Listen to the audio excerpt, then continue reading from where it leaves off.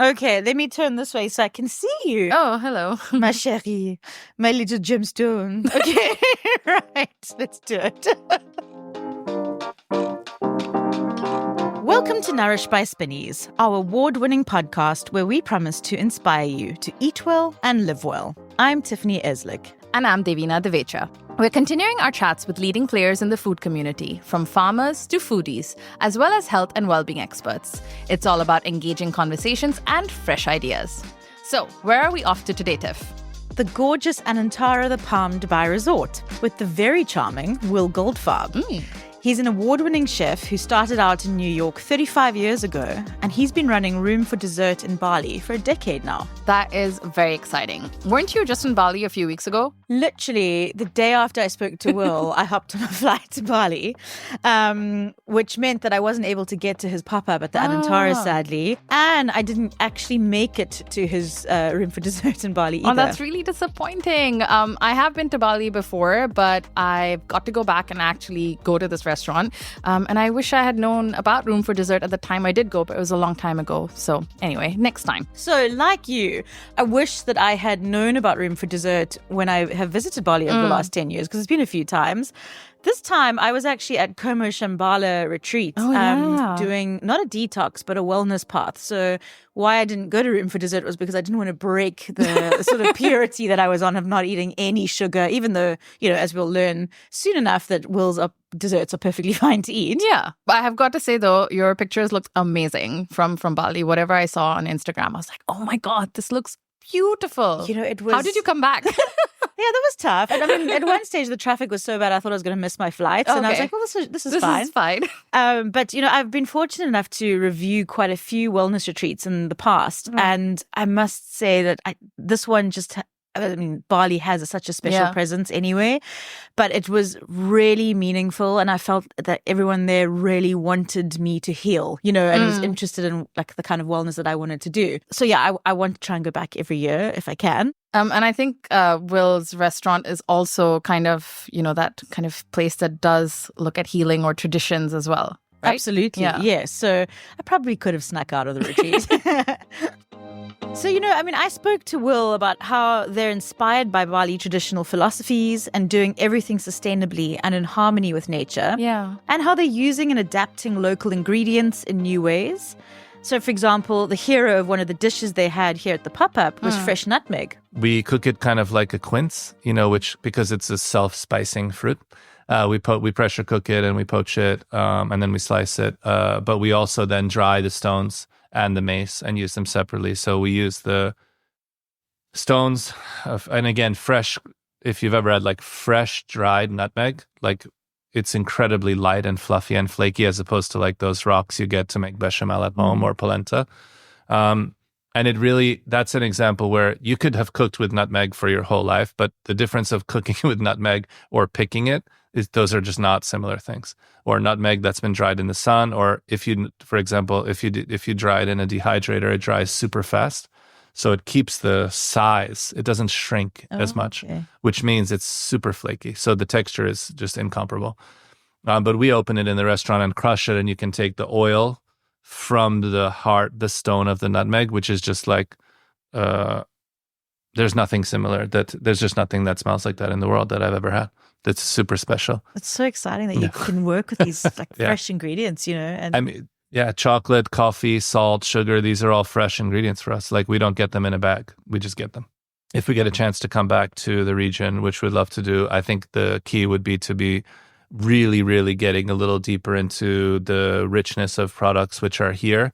And I think that's always, it's the challenge, but it's the exciting part when you have a limited engagement like we do here, is how do we show what we do, which is what people want to see, but at the same time incorporate what's here. And for that, you need like real time, real research, and you need a guide. You need someone who can show you where things are. So because just being curious is not enough in a new region, you need like someone to show you what's going on. I need to hook you up with a bunch of people here on your next visit. I'm ready. I know that you've taken a lot of risks in life. There's been failures that you've spoken about. You keep on going, and you keep inventing, and you have this, you always create this creativity and fun. And like, where do you get this passion and this drive that just keeps you coming back and doing more and more? I have no idea, but it's a great question, and that's a terrible answer. But I would just say it's very nice of you to say. We've definitely had some good ups and downs over the years. And of course, it's easy when things are good, but I think we've always done really, really well when things are bad. Sometimes it just takes a bit longer. But I don't know. I probably look 100 on this call since I got in at 4 a.m. yesterday. And after a week in the UK, I've decidedly untanned and dense on potato, dense on potato and pasta. But I would say I feel as tired and as doughy as I feel. Mentally, I feel super fresh and very relaxed and very engaged. And if anything, I'm more excited now than when we started because have so much more to do. And so, there's only I can only do this for another 30, 40 years. So it's time to hustle. I think one of the things that I love is that you keep being able to get sort of deeper and deeper appreciation for things that you do. Like we used rosella or hibiscus in New York. I mean, it's all over the world, right? But then you get it fresh sun-dried from a cooperative in North Bali, or then you grow it yourself, and then you use the leaves, and then you use the stems, and all of a sudden it's like, this is not the same product, right? The dish has the same ingredient. So for the first dish on the menu is built around rosella. Yes, that dish is built off a dish we started in New York, but it's absolutely fresh and alive and relevant, even though it's 20 years later.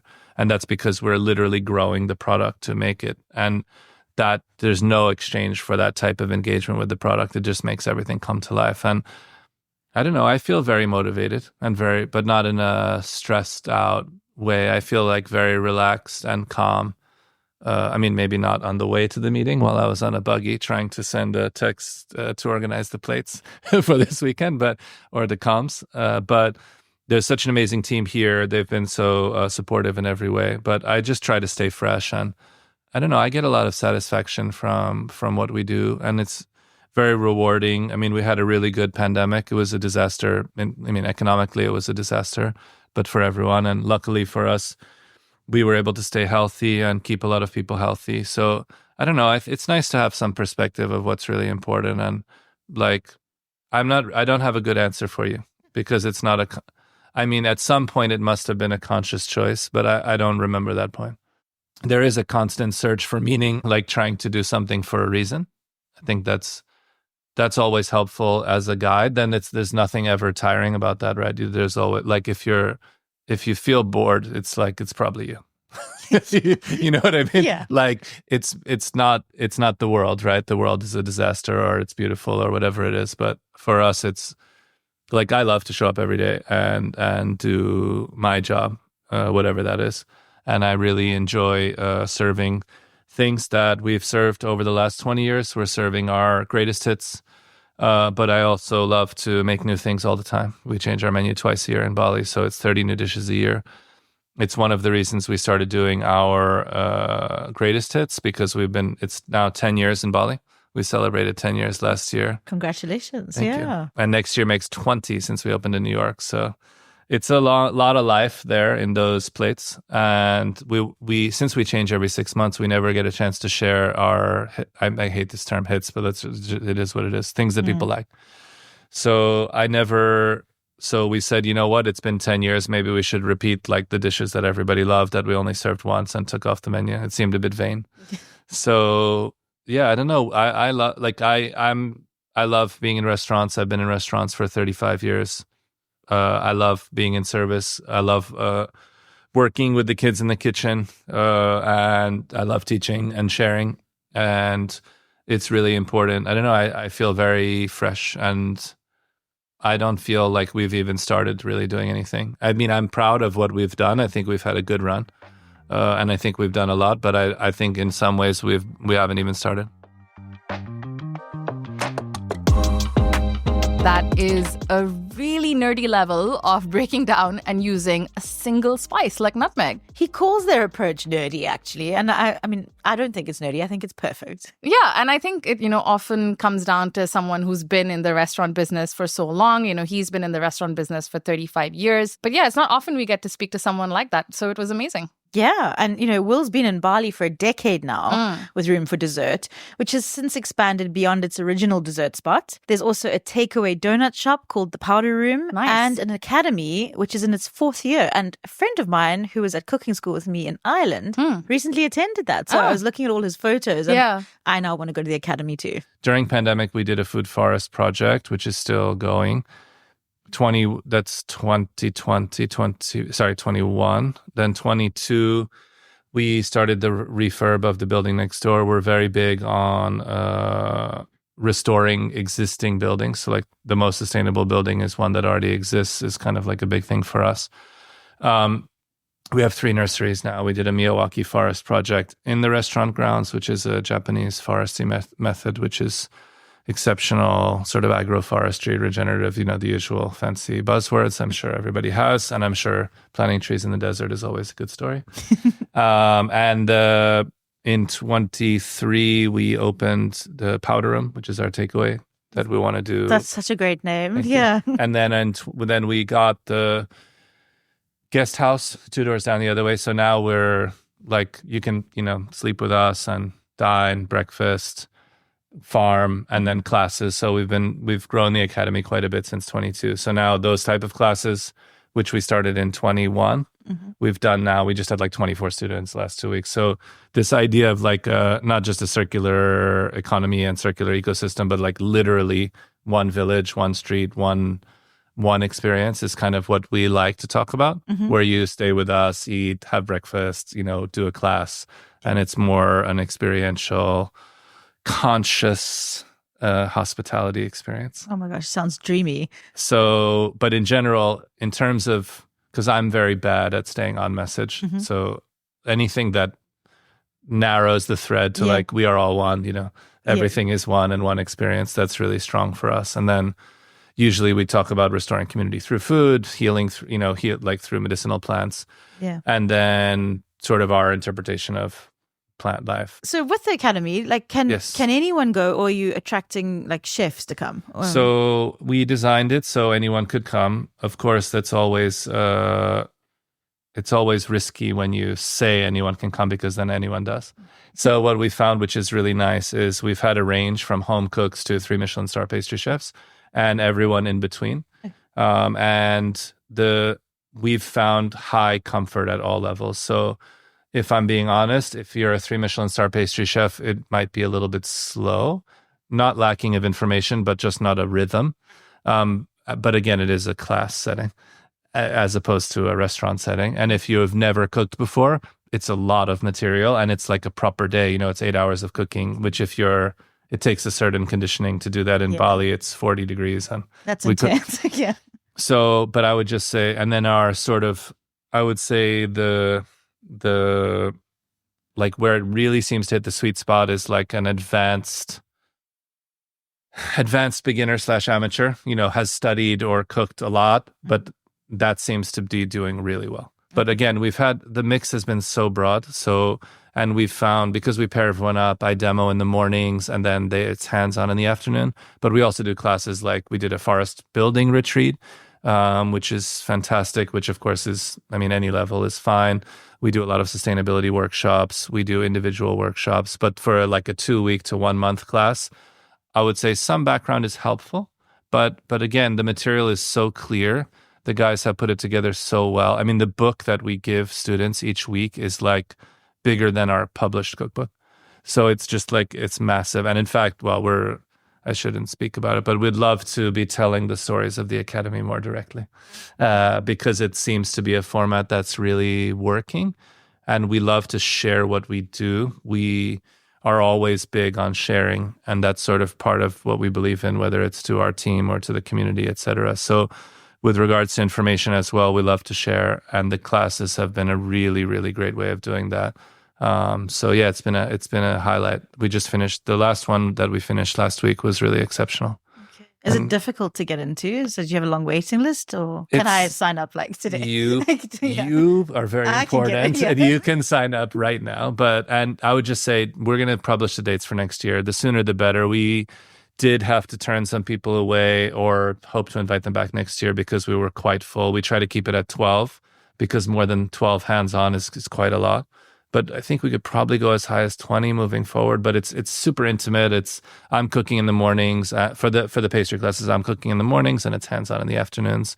Forest workshop and other types of retreats, of course, are different formats. But yeah, you can come anytime, and for all of the millions of listeners and Spinnies and Anantara guests and fans worldwide, you're always welcome, and you can just text me. Cool. We'll give you guys a promo code. You can slide into my DMs, and I'm terribly slow to reply, but very, very well intentioned. So I will want to get back to you while ignoring you. I mean, at least you've said it. And we get there in the end. I always get it forwarded to someone who's more responsible than me. Oh, well, that's good. Yeah. Let's chat about Room for Dessert. My pleasure. My favorite subject. If you could talk about, I know you've spoken so openly, like on Netflix and on Chef's Table, about the journey of how you got there. But let's just jump into what it is right now. Sure. How has it evolved since you started? And what is the concept at the moment? That's a great question. And I think it's interesting because we have evolved so much. And Netflix was such a great platform for us to communicate. It's such a beautiful show. It's so well produced. And it was really a great moment for us and put us in a kind of different category, which is nice, both at the time and also after the pandemic when everyone was locked in watching Netflix. So it's been a really amazing thing for us. And it's allowed us to communicate in different ways. And so, but what's interesting is, since it's been such like a strong form of communication, in fact, we filmed it 7 years ago. So I was much younger. I know that you can't hear this but I was much more dashing and much more, but of course I was also much tanner. So we have done a lot since then. So around that time, actually, between when we shot it and when it came out, we had kind of evolved already to a tasting menu restaurant from being an a la carte restaurant. And because of demand from our guests. So by 2018, we were tasting menu only. And we were so busy in 2018, and we just thought, I don't know, can I use bad language on the air? The experience was it was shit because we were too busy. So we were seating 5 seatings in 30 seats. So it was like New York again. We were like, we sit you down. You've driven 2 hours, let alone you've flown to Bali. You've driven 2 hours to dinner.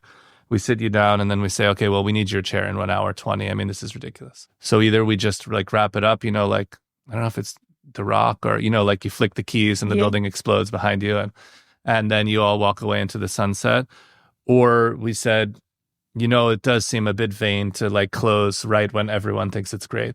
So we did close though at our busiest time ever, and we were able to get the space on both sides of the restaurant. Not quite as big and luxurious as the north and south residential complexes here at Anantara, but for us, quite symbolic. So because we're a 150 square meter restaurant, and then we added 1,000 square meters of garden, and we redid our what used to be our staff canteen and turned it into where we do snacks. So for the last 6 years, we've done a sort of walk through the forest, have snacks at the counter, come inside for desserts, go to the terrace for petit fours, and it's become this sort of really extraordinary experience where you can spend time and relax and be with us in sort of this luxurious way because you have space and time.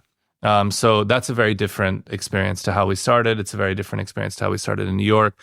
And this connection with the natural world, you're literally surrounded by green, and everything that we do is based on what we grow.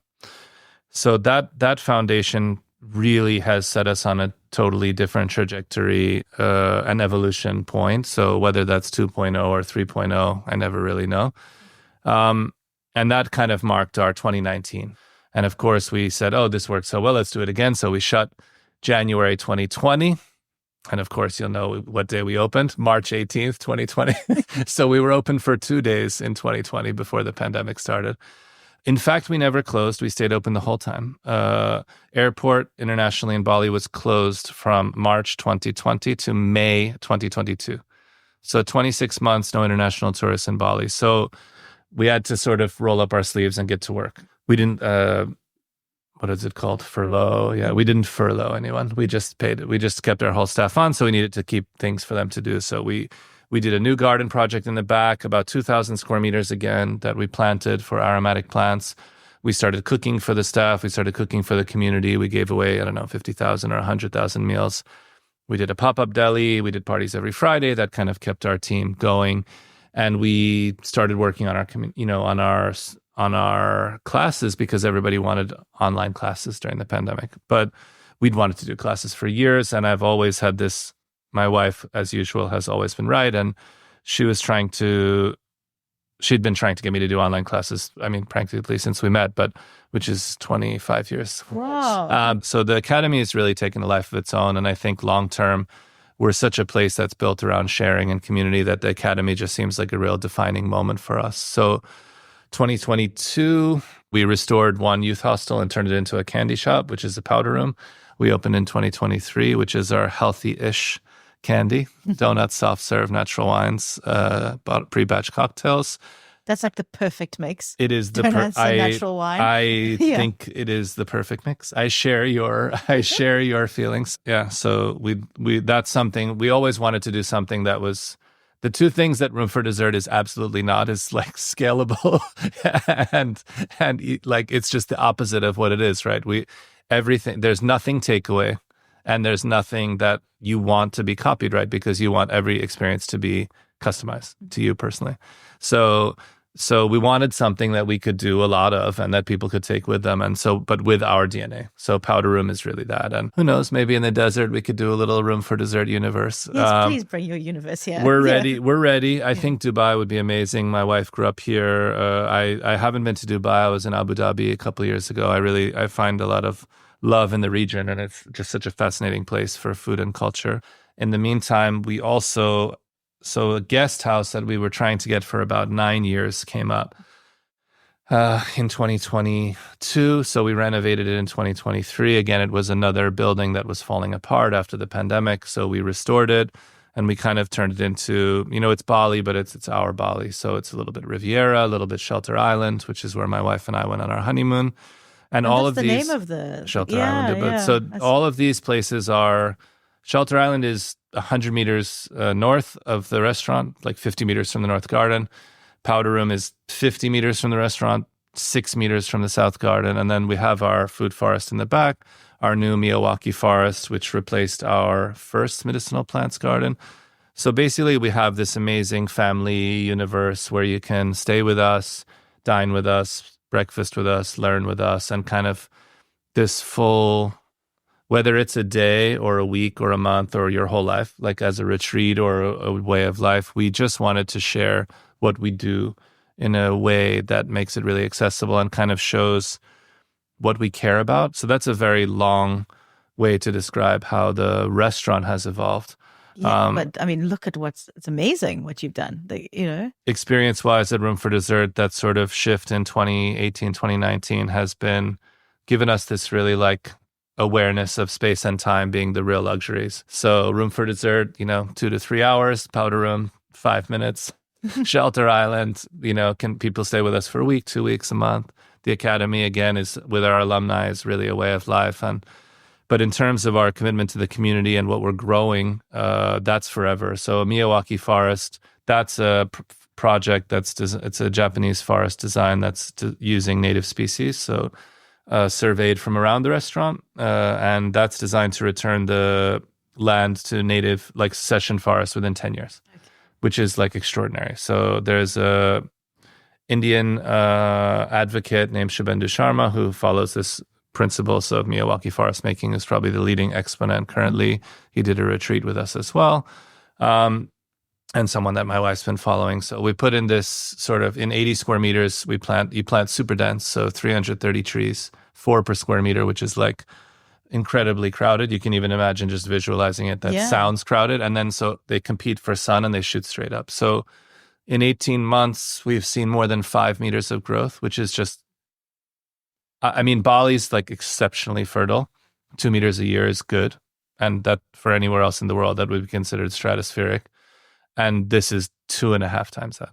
It's amazing. It's just like you cannot believe it. So already on one side, the restaurant's disappearing. So that's kind of our goal, is to sort of disappear or like seamlessly be part of our community, because that's really our obsession, is being part of our community, taking care of the people, taking care of the community, taking care of the earth, and then using the natural world to like spread a little magic and joy through our desserts. So, and we're really, really happy to be here in Dubai to kind of sprinkle a little bit of that magic along. We were walking along the grounds in front of the Bushman's restaurant, and there's like frangipani flowers and wild basil, and we were like, this is ridiculous. Why aren't we cooking with this? This is like how we cook at home. And then when you come here, whenever you come to a new place, there can be a disconnect because you just don't know where everything is. So we were literally sitting in it yesterday, having our briefing after the meeting, and we were like, "Can you just get your scissors?" And I think we should talk to the greenskeeper at Anantara. But the idea that they have this stuff, and we want to get in there, and like, you need to have something alive. You need fresh food, and I think obviously, I'm sure that's how Spinneys was built and the tradition around the Middle East. So I think it's super interesting to make people aware of the difference of how fresh food tastes. There's no way to substitute for that. Nothing will change that. Absolutely not. And it is our medicine, and it has been for centuries and millennia. And I just think people get so far removed from it, right? But just going back to real food, working with basic ingredients, but letting them shine, that is our medicine. People have always, there was no distinction between food and medicine historically. So that's a contemporary thing where you get your food in one place and your medicine in another, because you've stripped out all the good stuff from the food. So you have to put it back in with the pill. That's really not healthy. And I think people now really are aware that that just is not a sustainable, healthy way. We can talk about sustainability all we want. Yes, let's recycle. Let's minimize waste. Let's reduce plastic waste. Let's process our byproducts. We do all of those things. We filter our gray water. We do every possible sustainable. We make our own paper. We make our own candles. But at the end of the day, if you're not healthy because your diet is stripped of the things that keep you well, like, this is not a sustainable system. In Bali, being sustainable is like a very visceral thing. It's not like abstract, like, it's not up in the pie in the sky stuff. It's like, well, you're hungry, you need food, let's fix that. If you're healthy, then we can talk about composting. Yeah. But if you're homesick because you don't have a healthy diet and you can't get the nutrients that you need, then there's no point in going further along in the conversation. So for us, again, our job is to cook food. So, and people are hungry. Like, we don't need a more complex problem to solve. We can just do that. Yeah. So I think the idea of being sustainable and restaurants, like, the concept of what the word means, like, one is to literally sustain people and the other is to restore. Like, the word literally comes from the name of a soup, which again was used to restore travelers back in the day. And I think we've gotten very far away from what being sustainable and what restoring and restaurants really are supposed to do, which is take care of people. Even in just a simple way, instinctively how something tastes when it tastes alive and fresh and bright. Like, that doesn't need to be interpreted. It doesn't need a sales pitch or a sound bite. It just, instinctively when you eat it. Everybody knows. Wherever you are, everybody knows. That fish tastes better when it's just caught, right? There's no... Absolutely. Like, you feel it as well the minute you... You can go to the harbor in Dubai. There's so many great places here to just go eat fish that's fresh caught, right? Yeah. You want to go to fisherman's, like, that's where you want to go and eat, because that's what food is all about. And it's not about over elaborate preparations. That's our job, maybe, how we express our culture in certain ways. And in other ways, maybe that's not as healthy as just serving things directly and simply. When we come back, Will tells me a lot of interesting nuggets about Balinese ingredients, including how spiced cookies that are a favorite for this time of year are a great example of how trade routes have influenced food around the world. All that and more, right after this short break. Welcome back. You're listening to Nourished by Spinneys, and let's get right back to my conversation with Chef Will Goldfarb at the Anantara Resort on the Palm. What have you learned from the Balinese about, like, their approach to food and culture that's you've really just taken on board? We lean really heavily into traditional wisdom. So our principle, I'm on sustainability panels all the time, and my reply is, why are you asking me? Like, I'm the problem. You know what I mean? Like, why wouldn't you ask a Balinese woman who's been here making sure the place was perfectly sustainable 500 years ago before people like me started opening restaurants here? So maybe you should ask like the women and men who have been taking care of the land before there was paper.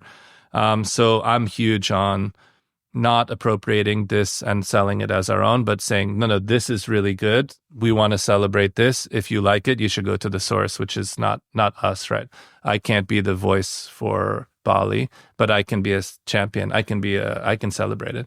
And I think one of the things that there's a few things in Bali which really strike like close to home for us. One, and I won't list them in any particular order, but let's just say the general principle of like Trihita Karana is how you stay in harmony with the world around you and yourself. Like this is like sort of the fundamental organizing principle of the island. The second is Naya is like this idea of, it's kind of the English equivalent word would be almost like cooperative or cooperation, which is how the communities are intertwined and how people take care of each other.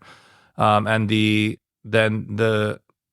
thing that you can see most readily in our food is the application of medicinal plants in beverage format, like jamu, or medicine making, traditional medicinal plant usage, which has a big tradition of Ayurvedic tradition because of the emigration of, around 600 years ago.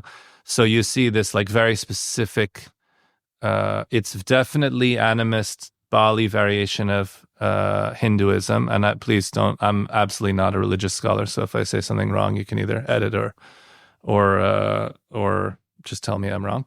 But there is a very specific style influenced by, which is influenced by Ayurvedic tradition, but is very Bali.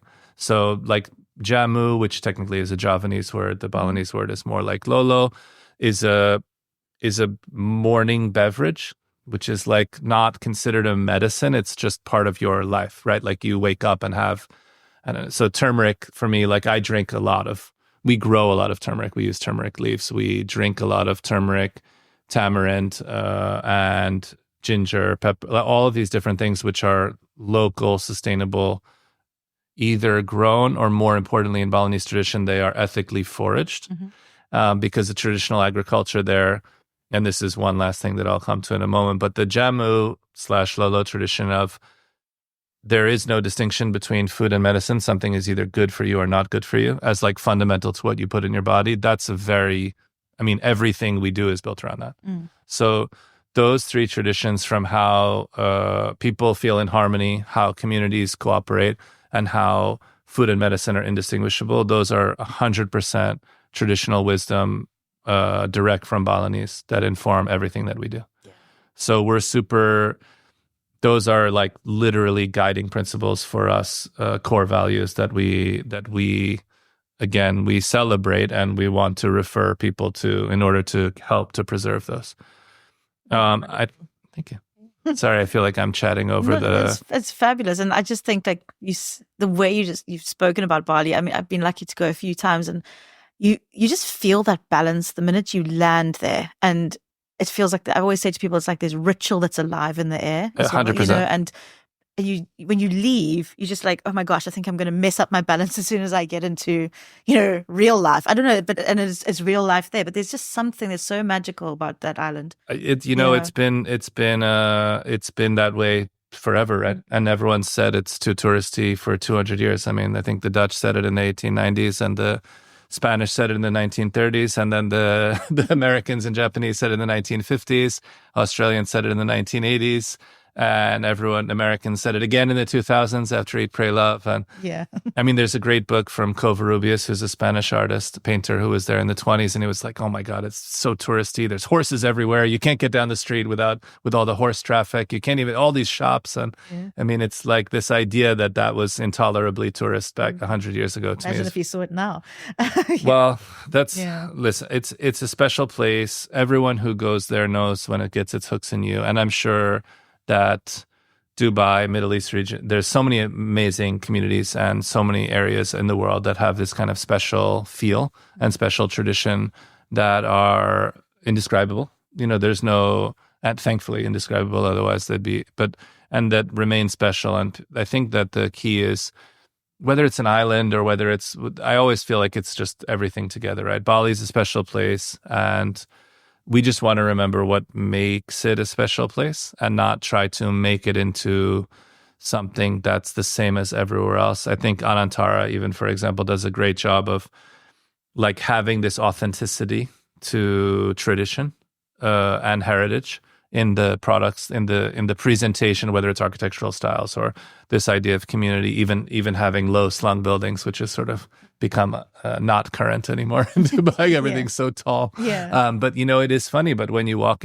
there is something that's really approachable about a low Makes it slung. more humane. It's more on our level. So. It's certainly. Again, the rule is a coconut tree, right? Yeah. So tallest coconut tree is the tallest building. That's a very healthy. I've forgotten that actually. That's yeah. it's and of course these days, people jack up the coconuts onto concrete plinths, but ignoring that, let's just say one other thing I just wanted to share, which is not specific to Bali, but is not just regional but global, and something that people forget is that, forget is a strong word, they're convinced to forget, which is most people in the world don't rely on monocrop agriculture to eat. They rely on what's known in Southeast Asia as a home garden, right? Which is a small patch of land that grows a little something, your neighbor grows a little something else, you pick a little something here. That's literally how 80% of the world eats. That's not like a foreign or contemporary concept. That's how the world's history of agriculture has functioned in every society.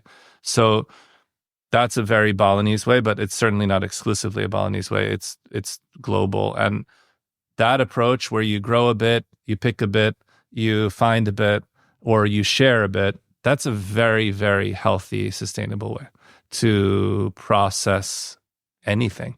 But we're speaking about food for now. But in terms of supply chain, I think it's really, really interesting to pay attention to the methods that have worked to feed everyone forever, as opposed to this idea that the only thing that works is when we grow like just one of everything, which is, as I think everyone now knows, that is just terrible. It's not sustainable in any way. It doesn't matter what you're growing. If you monocrop it, it's just going to destroy everything. Absolutely. So I saw this sort of subsistence farming in Bhutan recently, and they were closed to the world for so long, and that it was just wonderful to see while I was walking around, like people taking each other certain things, like maybe they'd grown one type of crop and they were swapping, and the food there was just so healthy, So it's alive. And it's also, that's the point, right? You're sharing. Yeah. You're literally being sustainable by sharing your resources in a way that benefits the most amount of people with the least disruption. Yeah. So there isn't a way to replace that. Yeah. That's a fundamental misalignment, in my opinion, of how it's not really about how we eat. It's about how we're being pushed to eat by because it's certainly easier to make like one thing, right?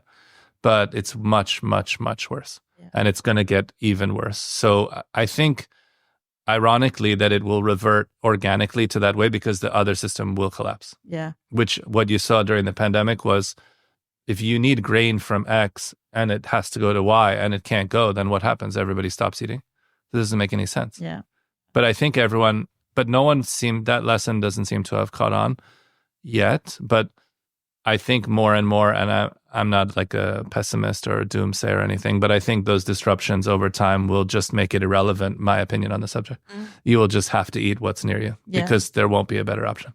Yeah. So a lot of what we do is, like, we're not in politics, we're not in food politics, we make cookies and ice cream. So our job is just to like make good cookies and ice cream and to show people a good time in our restaurant. But we do think it's important to do things for a reason and tell a story that's really meaningful, as opposed to just like we are in the business, like we literally sell sugar, legally addictive stimulants, and so we're not holier than thou in any way, but at the same time, that's a great platform for us to share. Like, these are stories of people that are not us, who are just doing things the right way, and the world is full of those people, and it's just easier to talk about them. That's a great way to me to talk about food.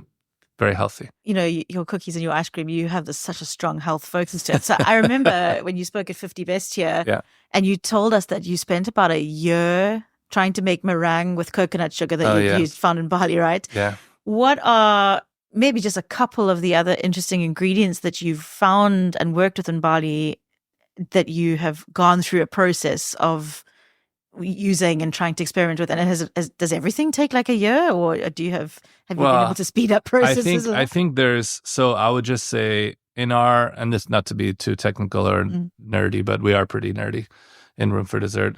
But I guess I would just distinguish between, like, for us, we always work in three things, either ingredients or techniques or ideas. So something like a Balinese meringue, we spent a year making thousands of meringues, to try to make, like, perfect is the wrong word, but let's say something we really liked, that was really functional, and more important, was really easy to share because it's really easy to replicate. Mm-hmm. So that's a big thing for us. If we're going to do something technical, we don't have any specialty equipment, and we don't want to make anything that requires you to have any specialty equipment, because the minute you do that, you're putting up a wall between what you do and what other people can do, and then you're not doing anything except for your own ego. You're just so, like, Balinese meringue, you can make it in a pan, in a saucepan. You can do it over a wood fire. I mean, you can do it with a whisk. You can do whatever you want. It doesn't matter what tools you have, it will work. Because the pH of the palm sugar, it's very sour. So even though we think of sugar as being sweet, these natural sugars have quite a high acidity. So they have really nice functions. They also do great to make cheeses because they curdle milk, and all of these great things that, again, people all over the world have known for thousands of years, but now we're just finding out again about. Then on the other side, ideas, which is, we walked outside, it's sunny, we see the beautiful Dubai coastline. Maybe we're inspired to do something built around the traditional fishing villages of the Middle East. That idea is sort of like, it could be today, it could be tomorrow, it could be in 100 years. The themes that we spoke about today, those aren't ever going to go out of style as a starting point for being creative, right? We can just, if we said we want to have an idea of healing through food, I mean, we could work on that theme for 100 years and not run out of content. But on the specific side, and more to your question, which is on the ingredient side, it's really just about trying something good and finding a way to use it as simply as possible. So nutmeg fruit is a great example. I think Indonesia, interestingly, even though it's literally the spice center of the world, it's like the spice cabinet for the world, has, since most of those products have been extracted for use in other places, the ingredients that we think of as Indonesian are considered to be local ingredients all over the world, right? Like Christmas cookies is the best example, right? In the US or in Europe, it's like a gingerbread, right? Spice cookies. This doesn't make any sense, right? That's an Indonesian, that's not a local product in Europe. That's a local product in Indonesia, but the branding is much stronger. They're just got to work a little bit on the PR and branding. Yeah. But so the spice route, I would just say anything along the spice route that's been traded by, literally for millennia, I think those are great places to start in Indonesia, because the taste of spices which are fresh, and I don't mean recently dried, I mean undried. Yeah, chocolate, coffee, salt, sugar, these are all fresh ingredients for us. Like, we don't get them in a bag. We just get them. Would you say that there is one thing or one moment or something that nourishes you or nourishes your soul? I mean, I'm really happy when I get a chance to see my daughter. I got a chance to see her for her birthday this week. That's nice. I like to sit and have a walk with my wife. That's very nice. The other stuff is more just, I would put those two at the top of the list. My family is very important to me. And this is not a great industry for family time. So it's always a challenge to be present. And I don't know, I think those are pretty good things. This episode was brought to you by Spinneys and is hosted by me, Tiffany Eslick, and Davina Devicha. We're produced by Chirag Desai. Don't forget to follow Spinneys on Instagram, Facebook, and TikTok for more. You can also visit us at spinneys.com, where you can shop for fresh produce and a variety of local and exclusive products. We'll be back sooner than usual, so stay tuned for a conversation with Chef Badad coming up next week.